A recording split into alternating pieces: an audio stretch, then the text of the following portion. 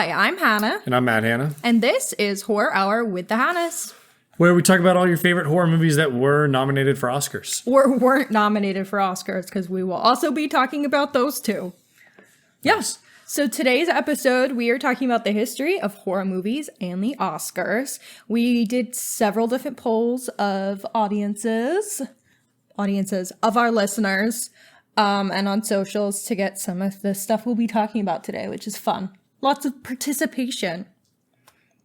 Yeah, I'm excited. I like a lot of the movies that we're going to be talking about. Some of them we've already covered, so we'll point Many of them we've already covered. We'll point you in the direction of those episodes if you want to hear more of our talks. But today I'll just be quick. Spoilers for all of them, obviously. Like most of them are older movies. Yeah. So be ready. We'll let you know what we're doing before we talk about it, though. So. Yep. So this feels very timely. We talked about doing this last year, an episode about horror and the Oscars, and we just kind of like messed up time-wise. I think it's very fun that we're ending up doing it this year, since we actually have a movie this year that's up for Best Picture at the Oscars, which is obviously The Substance. This is history in the making, because The Substance is only the 7th horror movie ever to be nominated for Best Picture at the Oscars. Which is just like... I think it's shocking, but then when I start going through the lists, I guess it makes sense. I think that while there's probably not a lot of movies in the horror genre, I think that were missed opportunities. I think there's a lot of performances that were missed opportunities, and we'll get to that. So. Yeah, there are a lot of performances that were missed opportunities, and we will be talking about them, about what people thought were missed opportunities and what we thought were missed nominations.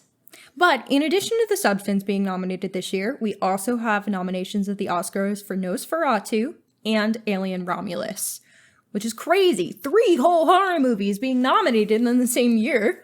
This is the first time that has happened since 1987. Which, that's crazy. Like, it's nuts that it's like taking this long, and you'll see I just did all of my research. There's so many gaps in time between movies being nominated, which I think is even weirder. Like, was there nothing in there that was worth it? But we kind of know that horror is, for better or worse, been left off of the ballots a lot of the times. So I don't know. Apparently the people that the Academy is a bunch of scaredy cats. Yeah, the powers that be. Yeah. Well, the 3, just for history purposes, that were up in 1987. That was the 59th Academy Awards. Aliens, The Fly, and Poltergeist 2. The other side. The other side. I had no idea that Poltergeist 2 was up for anything. Not for Best Picture, but I bet it was probably some technical work. And Aliens None of those were up for Best Picture. They were all up for technical work, most likely. Yeah, horror definitely gets more often nominated below the line, which means not acting, not directing, and not Best Picture, I think is normally what below the line means. I don't know about screenplay. Probably, usually, yeah. So normally it's up for some technical stuff. On occasion, might be up for screenplay, but yeah. It's less common to see it in major awards, which is why this year is wild in. The Substance has 5 total nominations this year. Best Picture, Best Director for Coralie Farge, Best Actress for Demi Moore, Best Original Screenplay, and Best Makeup and Hairstyling. Nosferatu is up for Best Cinematography, Best Costume Design, Best Production Design, and Best Makeup and Hairstyling as well. And then Alien Romulus is up for Best Visual Effects. I find that one more surprising than the other ones, but... I mean, it makes sense. An Alien movie's always going to get thrown in there, I feel like. It tracks. It tracks. I liked that movie enough. I thought the other 2 were definitely more standout movies in the 100%. Categories that they're nominated for, but I think that's widely agreed upon. So we don't need to harp on that too much. Over time, as discussed, we've had 7 horror films nominated for Best Picture. So we are planning to talk about them each a little bit individually, and then we'll be throwing in some other points of conversation about other categories, other films we think should have been nominated, other performances we think should have been nominated, etc. Yeah, so we'll go back in time, starting with the very first and move towards modern day. With them. Sounds good. So to start us off, we have the very first horror movie up for Best Picture, which was The Exorcist in 1973. Go ahead. So it took like 30 plus years lot for of a horror years, movie which to is be up for the first time. surprising and also not surprising because I think so much of the industry was built on horror movies. And when I'm talking horror movies, I'm talking Universal monster movies. A lot of the movies Rocky Horror Picture Show is talking about, and I can't think of them, a lot of B movies, science fiction B movies, really built up the industry, but it kind of made sense. They were relegated to B movies, similar to the way that like Westerns built the industry in a lot of ways. But those I think were, at least later with John Ford, given a lot more credit for doing it. And maybe they were seen as like higher art. So, but we do have The Exorcist, which is very much deserving. And I think the reason it took so long and why this one got it is because I think The Exorcist is the first horror movie that really nails like the genre blend of not just being a horror movie. The Exorcist is about so much more. And I think it commits to being about so much more and really just uses horror as like the driving force of the movie. Can you tell us more background about it? Year, I said it already. Director. 1973, directed by William Box. Friedkin. Yep, Back of the Box. Directed by William Friedkin, and Back of the Box is when a mysterious entity possesses a young girl. Her mother seeks the help of two Catholic priests to save her life. If you haven't seen The Exorcist, you're probably go see it. It's kind of an important one, historically. Yeah. And it was up for all kinds of stuff. You want me to go through all that too? Yeah. Sure. So we're just doing Oscars because there's a ton of different awards, and this is the one that people care the most about. So it was up for Best Picture. It was up for Best Director for William Friedkin, Best Actress for Aline Burstyn, Best Supporting Actor for Jason Miller, Best Supporting Actress for Linda Blair. It won for Best Screenplay based on material from another medium. Was up for Best Art Direction, was up for Best Cinematography, was up for Best Film Editing, and it won Best Sound. So the only two it won were Best Sound and Screenplay. Interesting that they called it that because it's adapted. Yes. That is it's a mouthful. Yeah, I'm glad they changed based on the name. Material from another medium. The Exorcist is a book. I don't know the answer to that question. Probably, That's really funny. I'm pretty sure it's a book. Yeah. It's got to be from something. Well, obviously, if it's adapted, you dingbat. It could be adapted from a stage play. It's based off a novel. Yeah, 1971 that novel. Also William Peter Blatty wrote. There you go. So he just adapted the movie based off his own novel, which Love is that funny. for him. Yeah. I think this has I'm not surprised to see it up for like Best Art Direction because I think it has some of like the all-time great moments in horror film with practicals and whatnot.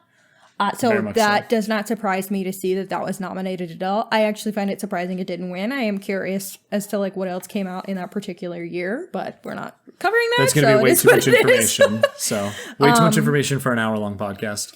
Also not surprised to see Ellen Burstyn. You said Eileen earlier, by the way. Oh, and then Ellen. I'm Burstyn sorry. And Linda Blair small up text.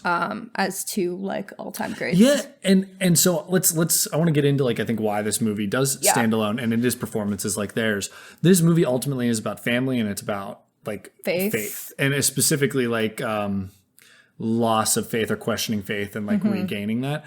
And I think that always makes for a great story, personally. I'm not that really a religious guy, but man, does that look good on screen. Matt loves a movie about faith. Yeah, so I think that this movie just does so much more and is trying to say so much more. And then also on top of that, it scares us versus its sole purpose just to be scary. And I think you'll notice throughout as I'm saying, like movies that sole purpose are to be scary are rarely going to be as scary as they could be and also aren't going to get the recognition that people want them to. So they have to do something more.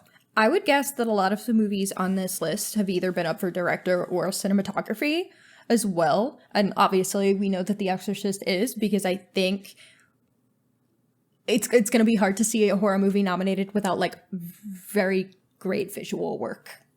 Yes. And I think The Exorcist, part of why The Exorcist is so great, beyond having a great plot, having great themes, having great acting, is like the cinematography, like the shots. There are so many iconic shots from this movie. There's a lot of like effort that went into that's going to help make it stand out and help like the industry get past the scary parts of it. Because when this, I mean, also the get past the controversy of it as well. That's what I was going to say is because the other reason why I think this actually finally managed a nomination for horror is because this had so much controversy. So it was actually talked about. I mean, just like this year, not that The Substance had controversy, but it was talked about so widely. It's not surprising to see that up compared to maybe other movies that came out this year that were equally as good. No offense to The Substance, it's in my top 3 of the year, but there was another movie that I think is better, but no nominations there. But it had, like, the discussion was there because it's so standout, and that was obviously the case with The Exorcist. And it's because that it's more likely that the Academy is going to see it, because as we know, a lot of the people that vote on this don't even see all the movies that they could. They just like pick, and like even for what wins, they might not watch all of them. So. Yeah. And The Exorcist, obviously, there was a lot about it for like the content was just like, oh my God, they're actually covering that. But then also because there's so much that went down on this set with like freaky incidents, potential hauntings, the set burning down, injuries, if I didn't say that already, deaths that were a part of the filming, as well as a murder suspect being in the movie. Not just a suspect. He was convicted. Yeah. So, yeah. Mm-hmm. So there's so much to say about this movie, but I think ultimately, like, it does deserve its place in history 100%. beyond all of that. Like, I just think controversy helps. It's on all these lists for a reason as like greatest of all time, and like it very much deserves to get the praise that it got. But I think we got to move on to the next one, given time constraints. So yeah, I will say for any of these that we have covered even vaguely before in any episode, I'm going to tell you where to find that. We didn't do a full episode on The Exorcist, but we did do an episode on haunted film sets a while back with Paranormal in Pennsylvania. It is on our show, but it is definitely a break from our normal content. We are just trying something new with that. So if you want to hear about the behind-the-scenes craziness from The Exorcist, you can go listen to that episode. Perfect. Okay, another movie we haven't covered that I would love to at some point. And one of my top 10 favorite movies of all time, we have Jaws from 1975, directed by Steven Spielberg. And for back of the box, it's when a massive killer shark unleashes chaos on a beach community off Long Island, it's up to a local sheriff, a marine biologist, and an old seafarer to hunt the beast down. And iconic. I've long said this is a top 10 film for me. 1975, as I said, Steven Spielberg at the age 27 comes out with this heater. Oh my God, he was only 27. I know, doesn't that upset you? 27, I'm 28. 28, and I feel like a piece of shit. And so this was up for Best Picture, did not win. Was up for Best Original Score, which it did win. John Williams. Up for Best Film Editing, did win. That was Verna Fields, and was up for Best Sound and also won that. So 3 wins, but did not win the big one. The big one.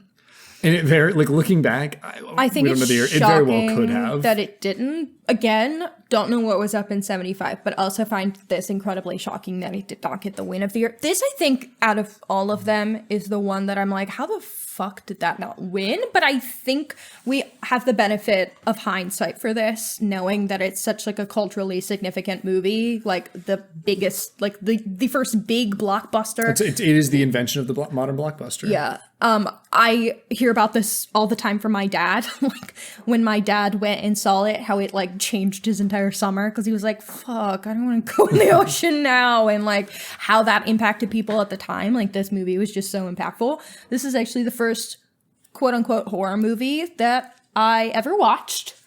Oh yeah, and if any of you complain that, oh, this is genre appropriation, take your sensitive ass back to Reddit. Like, we're counting it as a horror movie. First, it's historically considered a horror movie, one of the 7 to be nominated, so shut the fuck up. But also, it's a creature feature. And third, genre is incredibly subjective and fluid. And all of the movies that typically are up for Best Picture are genre blenders. So, even outside the horror genre. So, I love this movie, as I've said before. I want to talk about like why I think it's why it's like deserving this nomination beyond its cultural significance. Because if we look now, obviously it's significant. It stood the test of time. Yeah. But what this movie does from, let's just talk about like technical standpoint. Spielberg is a master. Immediately, 27 is a genius. Nobody moves the camera, and also people like him. Nobody blocks like him. And still really not a lot of people are doing that. And like he is so good at telling a story with the camera. I'll say thematically, this movie is crazy because it's all over the place. I think in a good way. I feel like Spielberg always is pretty rich in themes, and I don't think people give him enough credit. Like, very much, there's a whole anti-capitalist portion of this movie. And like government incompetence. Yes, government incompetence. Like the real bad guys are shitty bureaucrats. The real bad guys, the mayor. The mayor, yeah. And it's like, that's enough. And like rewatching it post-COVID was hilarious because it was really hit home, and he was nailing that back then.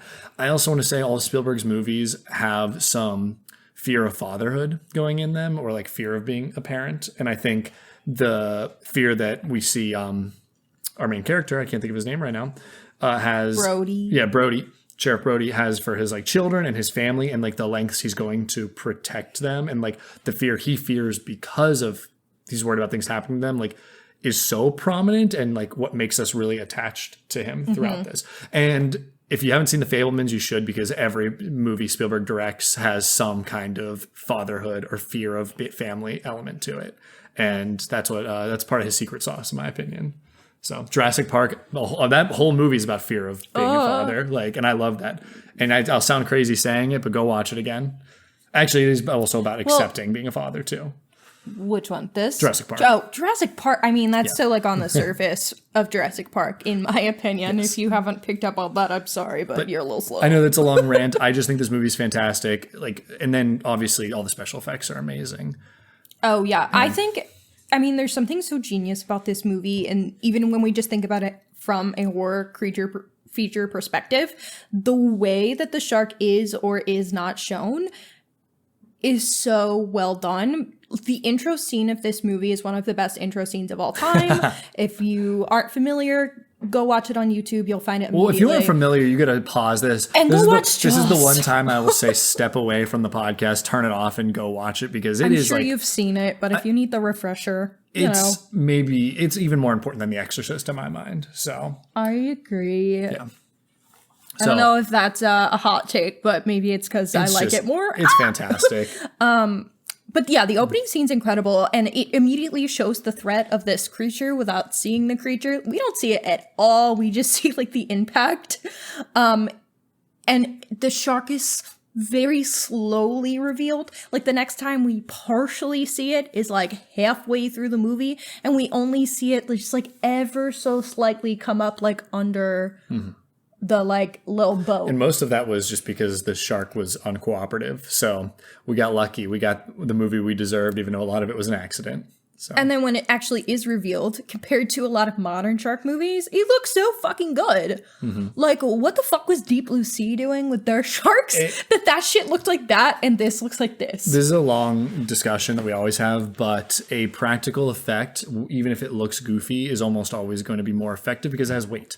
Something with weight, something that... Well, but I'm just saying, in comparison to like a real shark, they also use some footage of real sharks throughout, but like you're going to have more suspension of disbelief when something is tangible. Even our brains can tell. We had the pattern seeking behavior, evolution gave us that one. So, okay. I'm going to say one more thing about this, and then we got to go to the next one. This has one of the greatest shots, if not the greatest shot of all time, which is the dolly zoom. Down too. You wrote it down? Yeah, I wrote down just the shot. The dolly, it's the dolly zoom, and everyone tries to copy it. And some people get close, but I don't think anyone's hit that dolly zoom as good as Spielberg did. Matt tried to take a video of me on a trip. I tried to do a dolly zoom. It's hard. It doesn't look that bad, given it was on a cell phone, like a shitty cell phone at that. But hit us up. I'll share it if you want. Well, we got to go to the next one. So, there's so much more I could say on that, and it's kind of killing me that I am not allowed. All right, what do you got? You can be quick, or do you want me to go? You can keep going, because I'll find a way to. We can just cover Jaws too, but we've never covered Jaws. Let us know if you want us to. I think it would be cool to do a full like shark movies episode, or like ocean creature. I would just be spending all my time on Jaws though. Yeah, but I want to talk about Deep Blue Sea and Piranha 3. So because I'm trash. Let's get to the next one. We now have a dry spell from 1975 to 1991. Oh, Jesus. Which but they made us wait for something really, really good. So. In 1991, we get The Silence of the Lambs, directed by Jonathan Demme, I don't know. Back of the box is a young FBI cadet must receive the help of an incarcerated and manipulative cannibal killer to help catch another serial killer, a madman who skins his victims. And my goodness, we have covered this movie. It is Yes. quite good. Yes, that we covered with our friend No Shelf Control, Olivia, because we talked about both the book and the movie. The movie is much, much, much better in both of our personal opinions. But anyway, Matt, can you tell us what it was up for? Yes, so in the Academy Awards, it was up for Best Picture. Oh, yeah, if you don't know, this one won the Big Five, so I'll just tell you right away. It won Best Picture. It won Best Director. It won Best Actor for Anthony Hopkins. It won Best Actress for Jodie Foster. And it won Best Adapted Screenplay. Was also up for Film Editing and Best Sound, but did not win for those. Yeah. Okay. Yeah. I am kind of astounded that this is the only horror movie to win Best Picture. Because I don't think it's the best of the list. Okay, in my so personal opinion. here's what I would say. I'm not surprised it won. I think it was very much deserving to win Best Picture. I agree that I'm surprised something like The Exorcist or something like Jaws did not win. also win, if this could win. But it all depends on what it's going up against. No, for sure. And like, both of us don't actually give it that much of a shit about the Oscars. I kind of give a shit. Speak You for shouldn't. yourself, buddy. Speak for yourself, hombre. But this one, I think, is another movie that really nails like genre blender. It is such a fun thriller, and like a lot of movies have been. We love influenced like by a after. police procedural investigation. I do too. Detective work story, and I think that works so well here. And one of the movies that is on my list of who should have been nominated is one of those. There you go. We'll get there. Well, with this, I want to ask you, talk about themes of this movie. Give us the quick hit of why this one is just like so much better than so many other horror movies. Well, I think there is so much gender and class analysis in this movie. Gender specifically, women are treated as objects throughout this movie and dehumanized. Like the language to describe women are like this one or it or the material. Obviously, that is our serial killer, but still. Even Clarice, like our main female character, takes a lot of steps for the men to feel comfortable with her being present on the job when it's like, you are the one that is being subjected to this male gaze and you are the only female here given this opportunity and you're trying to make people feel comfortable. It's very much a women in a man's world narrative. There's so many shots of her doing like the police course alone, being the only woman in the elevator. Yada yada. And when it comes down to it, this movie really is about it. That is like the main core of this movie. Is I think about like this woman in a man's world that is fighting two battles now, like one with society and one with the actual fight that she's fighting against Buffalo Bill, and it just like works so well, and it is fantastic. I think I probably gave it a 10 out of 10. You did, but we did cover this, so go look for that. It's one of our episodes. Yeah. Obviously, it's a great film, and I think part of what makes it particularly a standout, besides obviously the script being really well done and a really great adaptation, I think it's much better, like I said, than the novel. The performances are just incredible. I obviously shout out Jodie Foster because she does carry this movie on her back, but oh, hold up. Anthony Hopkins. I was saying she carries on her back makes it sound like the other actors aren't good. Everybody in this is good. No, I was trying to not be sexist and be like, my favorite's actually the man, though. Oh, I gotcha. I mean, they both won for a reason. Yeah, no, they did. Obviously, this movie doesn't work if you don't have someone that commands the screen like she does, since she's in much more of the movie. And it thematically relies on her and her being a good performer. But yeah, Anthony Hopkins is crazy good in this. It would have been such a shock and a loss to not have him have won this award. So we definitely cover this in depth. I do want to make a note that obviously this movie has its detractors, and for good reason. I think there's a lot about it that is transphobic.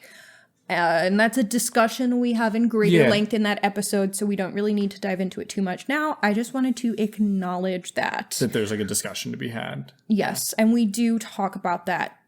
We talked a lot about that. Yeah. So, okay, well, let's go to the next one. So I actually would like to interject a little bit here because Silence of the Lambs is the first movie we've covered so far that had acting wins. Good point. And it had 2 acting wins. So I did want to touch on the history of acting wins at the Oscars. Obviously, there's a greater list than this of performers, period, who have been up from horror movies. The list is not long enough. But some past acting wins for the genre include Kathy Bates for Misery, Ruth Gordon for Rosemary's Baby, Frederick March for Dr. Jekyll and Mr. Hyde, and then obviously Jodie Foster and Anthony Hopkins, like we mentioned. But between Silence of the Lambs, we did not have another winner for acting in a horror movie until Natalie Portman for Black Swan, which we will be talking about, and we just had our most recent episode on. That is kind of crazy. I do wonder if that's because we entered like the slasher era where like the movies were really like, let's pump them out and make as much money as possible and like not try that hard. Well, I think the issue with that is there's so many movies. Most of the snubs that people commented and that I think are like massive snubs are in the modern era. Yes. So that no. We had like kind of a weird run with horror movies that I, in my head, kind of should have ended with Scream, like Scream being a good version that makes fun of all of that. Mm-hmm. But it became more of a money-making industry. Like that we realized how much we can make, or how much people can make with horror movies. I mean, that's certainly true. And that's always kind of been a thing. It just so happens that people have figured out that they can like they can still make good movies even for cheap, not just like slop. Well, I will say... Looking at you, Friday the 13th franchise. Ugh, don't get me started. Between Black Swan, the next acting performance for a horror movie that was up was Daniel Kaluuya for Knives. For Get Out. For Get Out. Knives Out. Very different Great movies. movie, but different movie. Yep. Took 15 years. That's pretty nuts. I'm sure we could find one in there that would have been deserving, but... And we can. So some of our followers got back to us about what performances they felt deserved nominations. Bells of Horror said Jack Nicholson or Shelley Duvall for The Shining. Lupita Nyong'o Hold for up. Us. Shelley Duvall won a Razzie for The Shining. I think she's really good. I do too. I also think she deserved more love. It's actually crazy. I think I don't love The Shining that much, but I really like her, and it's nuts that she got a Razzie. Kind of fucked up if you ask me. I was actually going to talk about my feelings really quickly on The Shining once I get through this list. Sure. Because a couple people mentioned The Shining. Bells of Horror also said Lupita Nyong'o in Us, Nicole Kidman in The Others, and Neil Tiger Free from this past year's The First Omen. Queer Horror High said Isabella Adjani in Possession, Barbara Hershey in The Entity, and Wanumi Masaku in His House. I'm very sorry, I think His I butchered House that. I have never seen, but I know very famous, and we should watch that. Yes. Revisionist Almanac said Toni Collette in Hereditary. And we also mentioned that, on our episode with him for Black Swan. That's the right answer. That's mine too. It is my answer also. He also said Mia Goth and Pearl. K. Scanlon653 on Instagram said Jack Nicholson from The Shining. Moving over to some of our responses from Blue Sky, Britt of 1001 by 1 podcast, who we just had on for companion, said Florence Pugh in Midsummer. I also agree with this one. Thumbs up for 100%. that. This is like my other big answer. It's Tony and Florence. Oddly enough, same writer, same director, Ari Aster. Movie Postmortem Podcast said Naomi Scott in Smile 2. I love the shout out. I was going to say I love the shout out. That was never ever going to happen. It was never going to happen, but she is incredible. Yeah. That movie doesn't work if someone else is in the lead. As much as agree. it's an improvement from the first, I don't think it would work without her. I liked Smile 2 a lot. The only way she would ever gotten a nom for that if that movie was just better. And it just isn't. It is what it is. It's a good movie for what it is, but yeah. But love the shout out. Appreciate that. Heather Stewart on Blue Sky said Jack Nicholson for The Shining and Christian Bale for American Psycho, which we will be covering soon. So you'll get our opinion on that when we watch it. But I was also thinking that. And Therefore Review said Anthony Perkins for Psycho. That one's interesting because I like Psycho because of what it is. I like the shout out though. I like the shout out. I was thinking about Psycho as an overall snub, and I was just like, I like other Hitchcock movies more. That's So, fine, just me. but like that doesn't make him. No, he's really good. He's really He's good. actually really scary, and like scenes from that actually gave me nightmares. So Yeah. the ending scene of that movie freaked me out. I just want to touch on real quick the Jack Nicholson from The Shining. We haven't covered The Shining on this podcast. We actually were on an episode of Is It Horror talking about The Shining. And you'll hear, if you ever decide to listen to that, you'll hear a little bit about Go listen. our thoughts on The Shining. I don't like the casting of Jack Nicholson, actually. And I know that this is like a very, very common answer to the question, who was snubbed? And so one day when we cover it, you'll hear that we both don't think it's a snub and that he's miscast. I agree with her, and not just because she's my wife. We both like we'll get to it, and I people are gonna hate us. I don't love The Shining.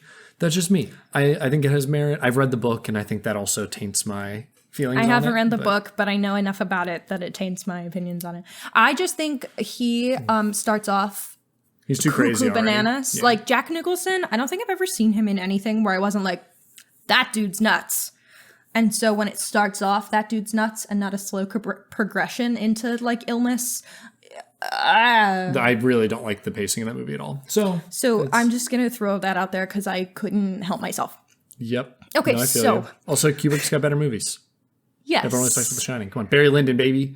Barry Lyndon's a beautiful movie, but we need to work through his whole filmography before I can say anything. Facts. Okay. Okay, so let's move on to the next one, The Sixth Sense. It's so fun how my taste does sometimes align with critics because I love all of these movies. So we got 1999, not too far after. We got M. Night Shyamalan, That's still 8 years. who's the man, by the way. If you don't already know, and I've said it many times, I am an If you don't know. M. Night Shyamalan truther. I love his work. So, and I want us to cover The Village. So if you want us to cover The Village, please comment so I can convince Hannah. Cool. Okay, so back of the box for The Sixth Sense. After being shot by a resentful former patient whom he failed to help, a Philadelphia child psychologist seeks redemption by treating a young boy with a disturbing secret. Spoilers, it's because he sees dead people. Yeah. Could you imagine somebody who was spoiled that movie because of Kendrick's song, his beef with Drake? I see dead people. That would be so funny, especially because he says Haley Joel Osment. He says Haley a different Joel name. Osteen, who's a preacher. Different person. Yeah, but I knew exactly Different what he meant. person. Yeah, Kendrick, I feel bad calling you out, but that was so flawed. It's actually or it's extra it was really funny, clever. and I'm too dumb to have realized. I think I've just been so stuck on that he got it wrong that I haven't even really tried funny. to process if it was right. Okay, so let's go. This movie won no Oscars. No However, Oscars. It was up for Best Picture. It was up for Best Director. It was up for Best Supporting Actor for Haley Joel Osment, not Hale Joel Osteen. Was up for Best Supporting Actress for Toni Collette. Shout out. Probably could have also won for this movie, and I feel like I watched it in the past year, and it's ingrained in my brain. It's so interesting that she is up for this movie, which is deserved. I really love her in this movie, but not up for Hereditary, which is an objectively better performance. Ooh, hot take. I don't know. But sorry, let me finish. Best Original Screenplay, which is M. Night Shyamalan, and Best Film Editing, which is Andrew Munchin. Nothing. No one knows editors, sorry, other than Thelma. Scorsese's editor. Yeah, I was going to say, you need to clarify that for the folks at home. No one's going to know who that is. So, all nominations, no wins. This movie makes me sob every time I watch it. We cry. Especially that last scene with Toni Collette and Haley Joel Osment in the car is, I think, it's like one of the most beautiful depictions of like love and life and death in just a small little moment in the car. A great relationship story that tears me apart every time. And if I think about it right now, I will get choked up. So I'm going to hold back from talking too much about it. Yeah, I think what makes The Sixth Sense such a standout is that it has such great writing and such great emotional beats. This movie makes you feel all the things. Yeah, it's because M. Night's a fucking dog. He's good at what he does. Get that dog in him. It is so well written, so perfectly directed and performed. It is a complete masterpiece, for lack of a better word. I'll throw it out there. And like M. Night, you deserve the world, even just for this one. You got other good movies too, and I will never let anyone forget it. But I think this movie, not only with the emotional beats, I think like thematically it's also so interesting, like grieving, but he's even kind of grieving himself. He's grieving his own death. He's grieving, his own death. Relationship. Yeah, there's so much more to grieving also than death. So like grieving what you lost, grieving who you were, grieving who you were with. Like there's so much to that. And I also think it has some really interesting portrayals and discussions of trauma and how Cole embodies all of these trauma victims, and he himself is like a trauma survivor throughout the film. That's something we talk about a bit in our episode. It's one of our earliest episodes. It's really early. The audio quality would be bad, but I think we nailed it when talking about it. I'm just going to say, so it might be worth listening to. I also will add that if you're new here, I work in mental health. I have my degree in mental health counseling.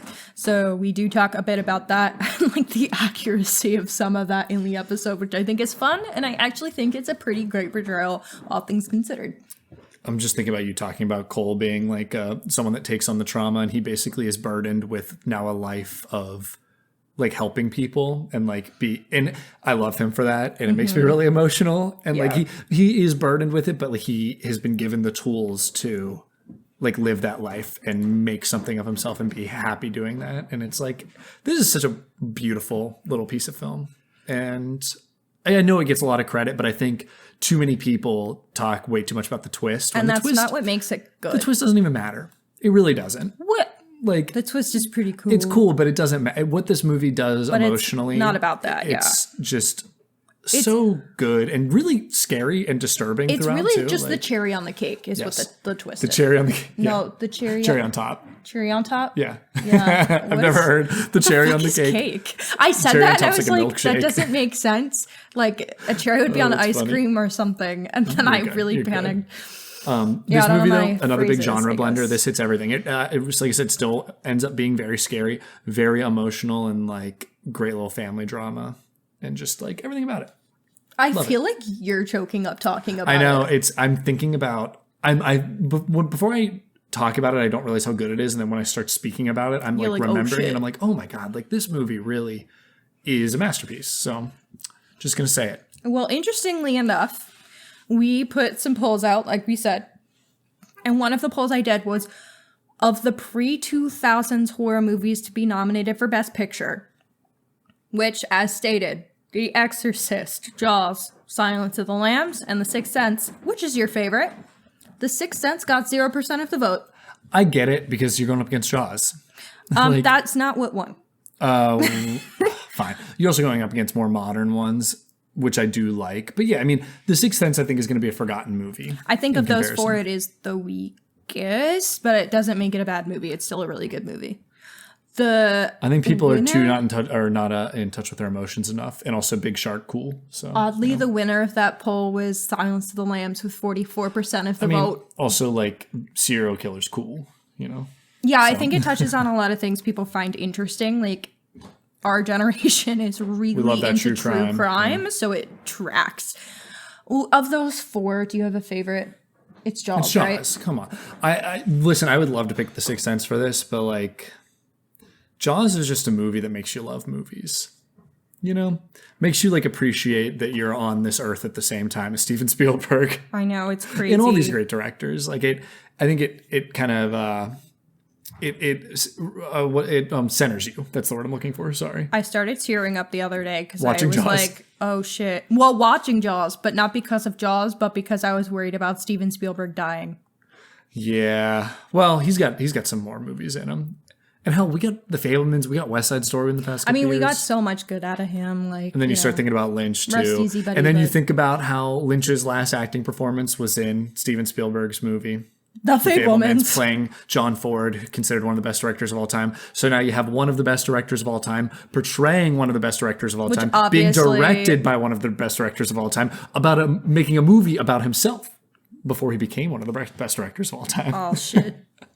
Okay, very silly. Sorry. Well, we can move forward from that. So yes. The next movie in our order. We're jumping from The Sixth Sense from 1999 to Black Swan in 2010. So we have Black Swan, 2010, directed by Darren Aronofsky. Back in the block, Nina is a talented but unstable ballerina on the verge of stardom, pushed to the breaking point by her artistic director and seductive rival. Nina's grip on reality slips, plunging her into a waking nightmare. Walking nightmare. Yeah, walking nightmare. It's like sleepwalking. So we just covered this. Like just covered this. Just covered this with the Revisionist Almanac. So go check that out. Really good episode. We get into a lot of nonsense in that episode as well, but I think it's still a good episode. It's good nonsense. Yeah. So we can go through this real fucking quick. Matt, go through what it was up for and what it won. It was up for Best Picture, did not win. Was up for Best Director, did not win. Was up for Best Actress. Shout out Natalie Portman. She did win. And this is probably her best performance of all time. We mentioned that in our episode. Was up for Best Cinematography, no win. It was up for Best Film Editing, no win. All of these very deserved nominations. I think cinematography it really could have won for. I don't know what it was up against, but I think this movie does some really unique things that I have not seen in a lot of other movies. Yeah. Specifically this whole claustrophobia thing that we talked about and the way that the camera spins during the ballet shots to make you feel disoriented. Yeah, the camera does a lot of work in this. The camera is basically a character in itself, and it's really great. The body horror in this movie, it's just like kind of simple things like nails and skin ripping off.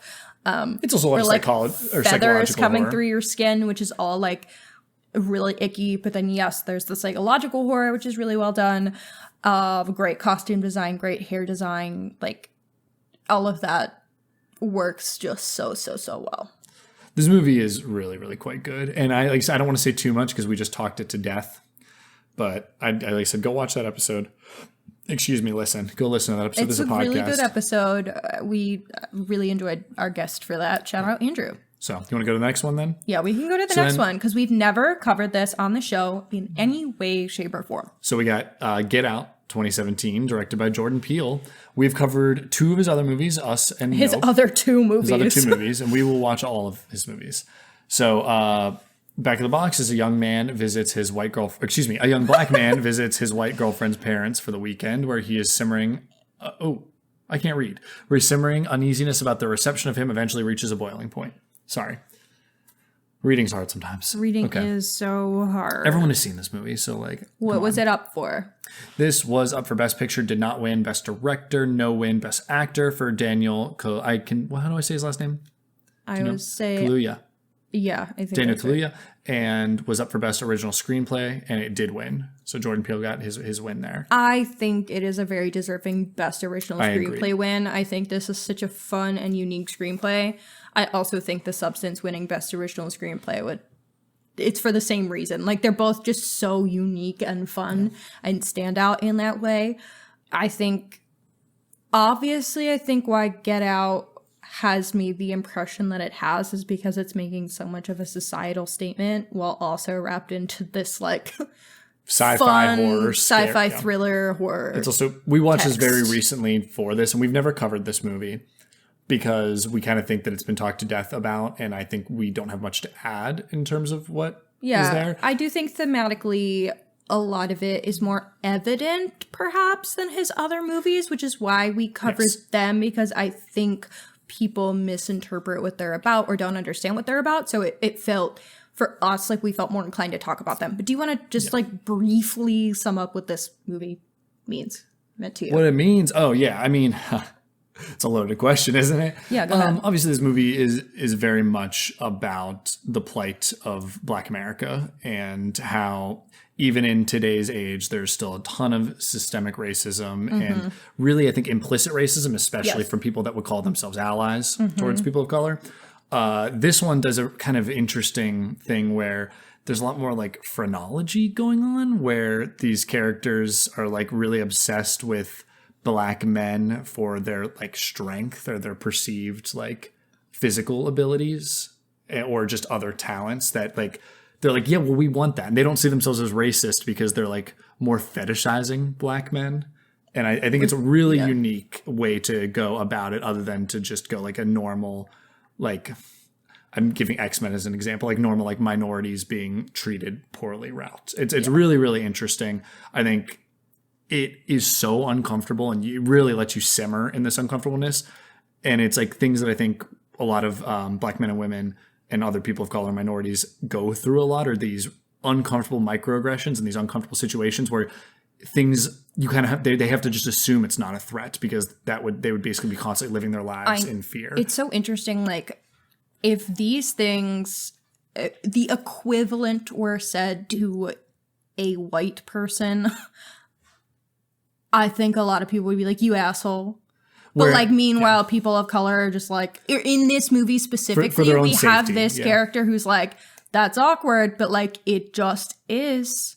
Like, how much uncomfortable shit he has to sit through before it's actually uncomfortable to the point of like, I feel physically threatened. But that's for his own safety, though, because I'm sure he's thinking like, I can't be the one. If I can't be the aggressor. Yes. And what's really cool about this movie is it's never really said. It's a lot left to you to think about the social situation. And you're like, he isn't doing anything because he is concerned that if he does now, he's the crazy black man. You know, he's the aggressive black man. And he doesn't questioning it. He has to be on his very perfect best behavior because he is among a bunch of like white folk and he doesn't want, and he's constantly being worried about how he's being perceived. And I think they do a really, really good job of showing that right in the beginning when they hit the deer and the cop pulls them over and the cop is like trying to like get under his skin and get his ID, even though he wasn't driving. He's been silently sitting there, and that's showing right there. He's like, I can't act out. I can't do anything besides like sit here quietly, politely, because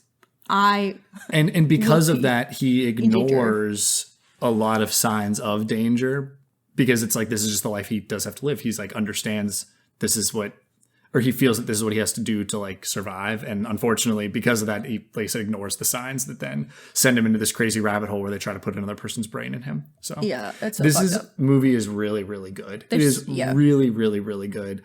It makes me my stomach hurts even trying to like explain it and think about it because the whole movie I felt like very tense and like uncomfortable. I think there's a lot that's interesting too. There's so many comments that are blatantly about his skin color, like direct quote, "Black is in fashion." Yeah, that's the whole fetishizing. Yes, the fetishizing. But then there is also this like color blindness sub theme, where he says like, "Why black people?"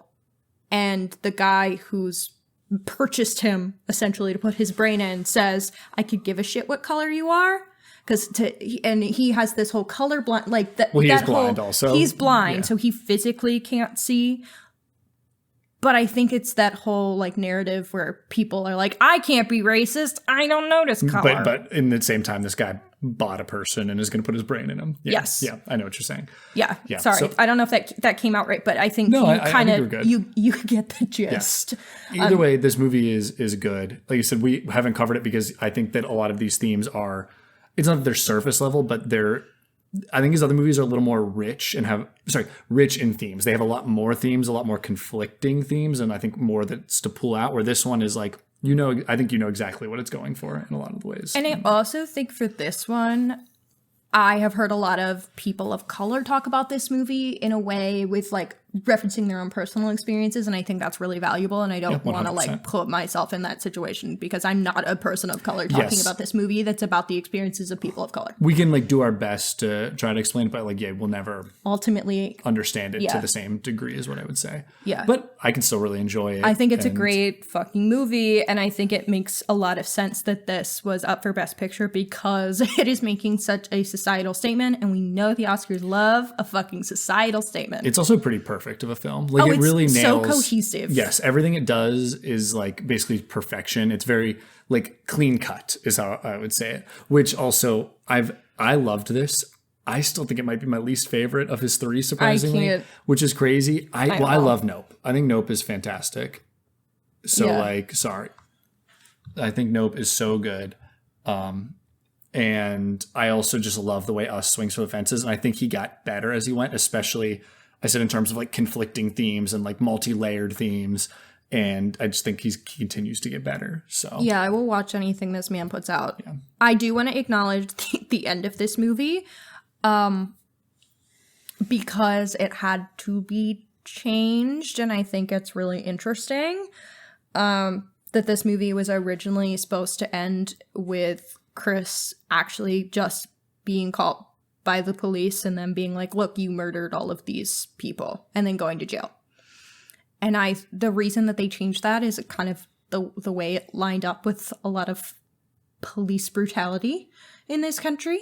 And they thought that would be too harsh of an ending for audiences to enjoy, but I feel like we do need to acknowledge the reality of that situation, and the reason why people would have been uncomfortable with that is because it's real life. And that is another reason why this movie is so standout. I like them changing it because I think everything Chris has gone through, he's earned the win. Well, and I think that's why it works, because you still have this moment of like, fuck, the police just showed up. Like you think it's going to happen, and then you get the catharsis because the character deserves that, and people of color deserve that. And I think catharsis. a lot of this movie that's a thing he does, where it's like nothing is all directly stated, but the feelings are all there. And that's like another one where it's like there's a story within the story going on in your own head, and that's pretty cool. It's a pretty neat movie. Okay, well, now we don't ever have to cover it because we covered it here. Basically, it's good. It's a great movie, and it's really good beyond like just the thematic portions that we want to talk about. Like I said, technically, it's a very good film. The performances are great. Yeah, the script is so thoughtful. It's airtight. And airtight. The whole movie's pretty airtight. That was my point. Jordan Peele knows how to make a fucking movie. Yep. All right, let's go to the next one. One we also have covered. So now our next one after that is The Substance for 2024, directed by Coralie Farge. Back in the box, a fading celebrity takes a black market drug, a cell-replicating substance that temporarily creates a younger, better version of herself. You guys know how we feel about this because we've talked about it in a bunch of episodes. In a million bajillion episodes. And we covered it. It is...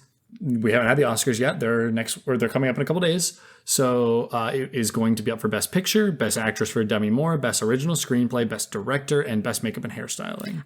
This is especially standout because she is the only female director up this year, Coralie Farge, and female directors don't often get nominated or especially win. I will say that is a problem. It is also because the industry is flooded with male directors versus female. Yeah, but even in years where female directors should have been up, they haven't always. Yeah.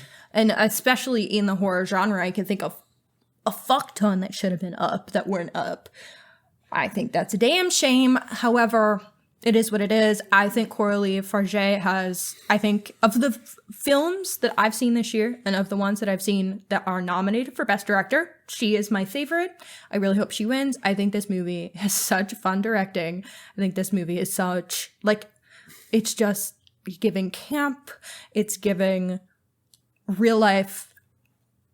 It just captures the feeling that a lot of women in our society have. I think it has great societal messaging. I would say not just women too. It's very much about body dysmorphia. Oh, it's very much about body dysmorphia across the board. Yeah. Don't want to take that away from other people. There's more of an expectation on women than men, but I think it is relatable to everybody. Definitely touched upon in this movie that the expectation for Demi's character versus Dennis Quaid's character are complete opposites.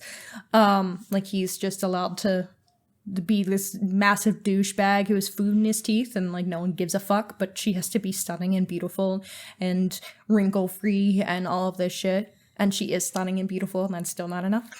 Obviously we've talked about this a ton. We talk about it in the episode and dive pretty deep into this thematically. So I think this movie wears its damn heart on its sleeve. I think you watch it and you know what the fuck this movie is saying, and if you don't, I'm jealous because you probably haven't had body dysmorphia or depression. Well, I was going to say, I like this movie a lot. It's fun as hell. It's scary. It's fun. It's gross. It kind of hits everything. Another genre blender, as I'm saying. All of them kind of are. So the body horror, for a horror movie specifically, body horror is so good. It's so relevant to the plot and what the movie is trying to say, which makes it even better. And I'll say, I don't see a world in which this wins Best Picture. No. I think that'd be awesome. To be honest, I'm surprised it's nominated at all because it is taking a lot of shots at Hollywood. And we know that, the Academy loves a movie about Hollywood. They don't love them, and about the magic of movies. They don't typically love a movie that is criticizing them. And this one really is. So maybe maybe the Academy didn't really understand this one. I don't know. Yeah. I think of the two of the three movies in modern era kind of cover similar ground. Obviously they're different, but The Substance and Black Swan I think kind of have overlapping ground a little bit about this, in the limelight you need to be fucking perfect.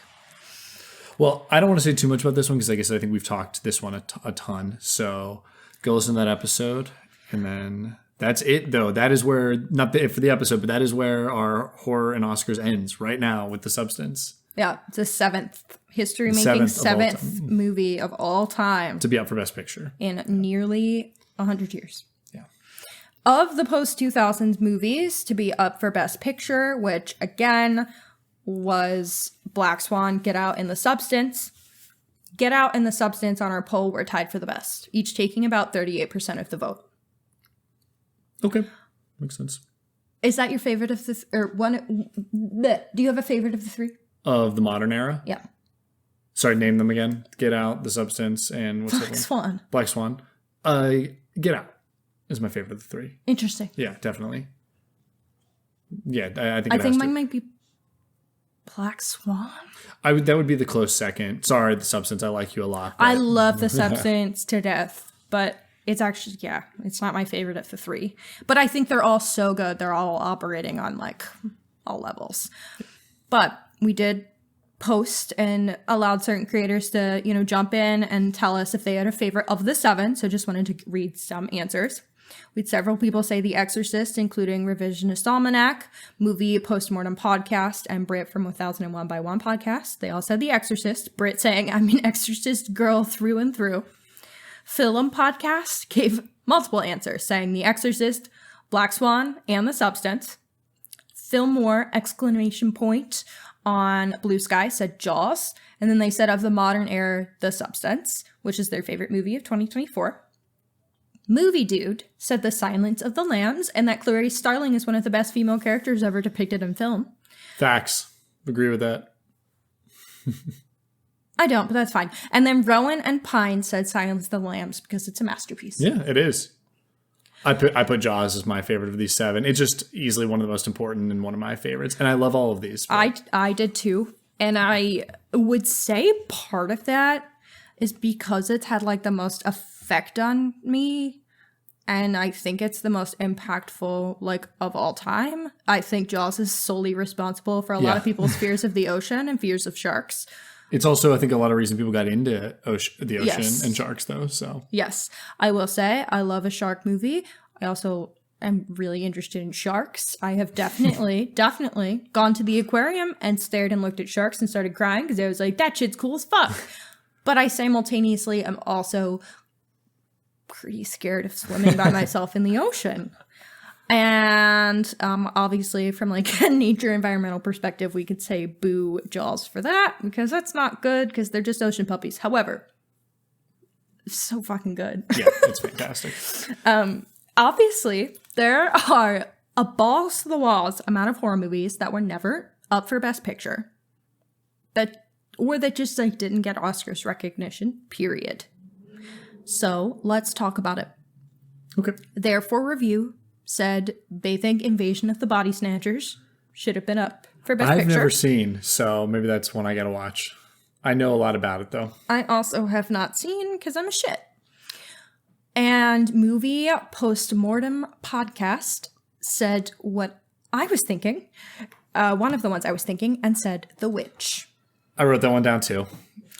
Funny enough, The Witch has 0 nominations, period. But Too spooky. of his other horrors, The Lighthouse and obviously Nosferatu both have nominations. I mean, the Witch is the best of the three, but that's just me. That is my opinion as well. I definitely think it's not his prettiest looking. It's his best movie, hands though. down Nosferatu, but I love The Witch so much. I think there's so much about it that should have and could have been nominated.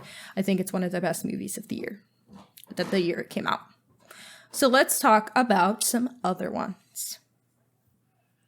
Go ahead. You want my opinion on it? Do you have any? Just movie snubs in general? Yeah. Can I read them off? Midsummer.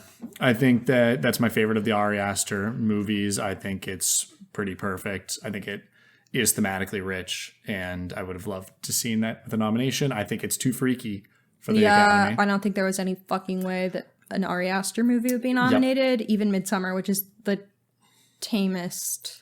I also had The Witch, so I won't talk about that. I think Nope. I'm kind of shocked. I also think that's one that is about the industry in a lot of ways and is very critical of the industry. And so maybe that's not why, but I think that's a fantastic movie. Nope was real hit or miss for a lot of people, so it does not surprise me. Get Out is definitely the most like universally If it's a miss loved. for you, then you're just similar to Logan Paul. So how does it feel to be on his team? That's all I'm saying. I also have Let the Right One In. I'm kind of surprised. That's Swedish was that movie. not up for foreign? Like, did it have any entry there? I don't. Because sometimes horror gets foreign language entries, and I don't know. But I'll keep going while you look that up. I also said David Lynch has obviously been completely missed in the Oscars most of the time. I know had Eraser, had them all, and Drive had some nominations, but outside of that, it's kind of shocking that none of his other movies have really even been nominated all that often. And I don't know if they're exactly horror, but they fit there a lot in my head. So like, to be honest, something like Eraserhead getting nothing is kind of crazy to me. It was his debut. First. Despite being an internationally successful film, Let the Right One In was not submitted by Sweden. Oh, well. For their entry for Best Foreign Language Film. They just don't give a shit then. But that could have been up there. But anyway, so I was saying David Lynch, I'm surprised that his movies don't get nominated the way, but I think they are hit or miss for critics. Not fans, though. Fans love them. Mm-hmm. And I also wanted to give a shout out to Jane Trunban, who directed I Saw the TV Glow and also Let's Go to the World's Fair. Only 2 movies by them so far. Both really, really good and both very unlikely to get a nomination, but I just wanted to shout them out because I would love to see them get those noms. Yeah, I agree. I think I Saw the TV Glow had some of the best cinematography of the year. I absolutely loved that movie. I think thematically it's so rich and beautiful. So I would put that in there as well. I love The Babadook. Oh, I had that and I skipped it. So we're on the same page. I think Essie Davis from The Babadook deserved an acting nomination. I think this could have been up for Best Director. I think it should have been up for Best Picture. I think this is a great movie across the board. I also had Essie Davis in my notes, so perfect. We're aligned. Yeah, I love The Babadook to death. Honestly, it's one of my favorite horror movies of all time, and I think part of that is like I really resonate with what it's saying thematically. And another movie that you did not say, I'm actually shocked. I see it on your list right now, and I should have said it. So go ahead, say it. 7. Yeah. We've obviously covered that on the podcast before, so if you want to hear us gush about that. I think another movie I gave a 10 out of 10 too. It only received 1 Oscar nom, and it was for Best Film Editing. Which is astounding. I mean, I'm glad it got that. But yeah, I am glad it got that, really but I do find it incredibly shocking.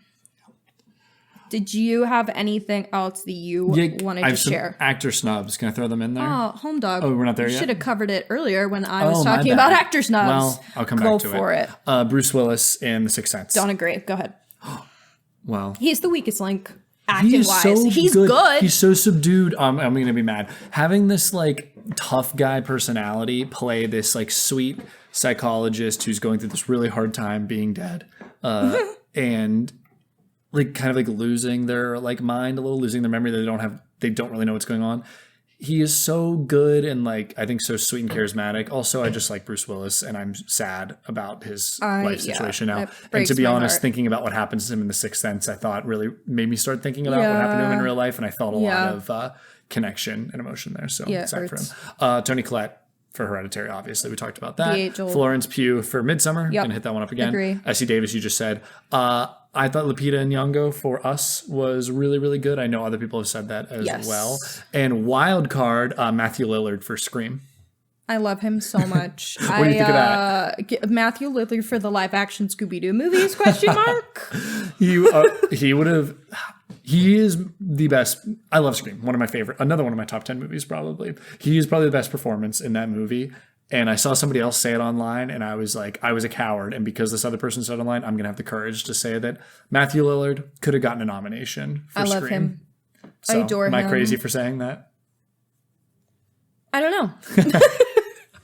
I adore him, so I'm going to allow it. But so that's kind of, I agree with your list. I think it's a pretty good list. I think that there are obviously a long line of snubs. I would love to see Toni Collette take another crack at a really hard-hitting horror movie so she can get the Oscar nom and win for Best Lead Actress that she deserves. Because I think, honestly, my in summary is that is the most egregious. That is the most egregious snub. I agree. Yeah. Her for Hereditary, and I think it'll always be considered one of the most biggest egregious. snubs. And I hope she has to know that, and I hope she knows that. I don't think she gives a shit we all about, fucking love her. Maybe she gives a shit about the Oscars. I don't know. I doubt she gives that many knows. shits, but Tony, she needs we love to know. you. We're a friend of the pod. Come on anytime. We hope you join. We love you. We'll just gush about that movie and ask a bunch of questions for 2 hours. So Yeah. Well, in summation, let's go the substance, Nosferatu, and I guess Alien Romulus. I guess. Yeah, I don't care as much about we'd love that to one. see them at least take some stuff home, but this is a pretty strong year for movies in general, I thought. So Yeah. and there are some movies that got, not horror movies, that got snubbed big time for me. Challengers. So, challengers, yeah, exactly. At least for score. Come on. Get Trent Reznor his Oscar. We were at an EDM show last night, and I was like, I'd rather be listening to this Challenger soundtrack. Like, let's get that shit I said, on you in just want a here. Nine Inch Nails concert. All right. DJ set, not a concert. I Well- don't like them as outside their film score. You're wrong. But Sorry. okay. So that's all we have for you guys today. So like I said, I'm excited about the Oscars. Let us know what you think. If we're any snubs we're missing, let us know. And we'll catch you next week. Yeah, we'll catch you after hopefully one of these takes a W home. Nice. All right. Well, I've been Matt Hannah. I'm Hannah. This is Horror Hour with the Hannahs. And the episode's over. Thank you for listening to Horror Hour with the Hannahs. Make sure to listen to future episodes on Spotify, Apple Podcasts, Amazon Music, iHeartRadio, or wherever you can find podcasts. You can follow us at Horror Hour with the Hannahs on TikTok and Instagram for more content. If you like the podcast, please follow and leave a review on your favorite podcasting app. Happy hauntings!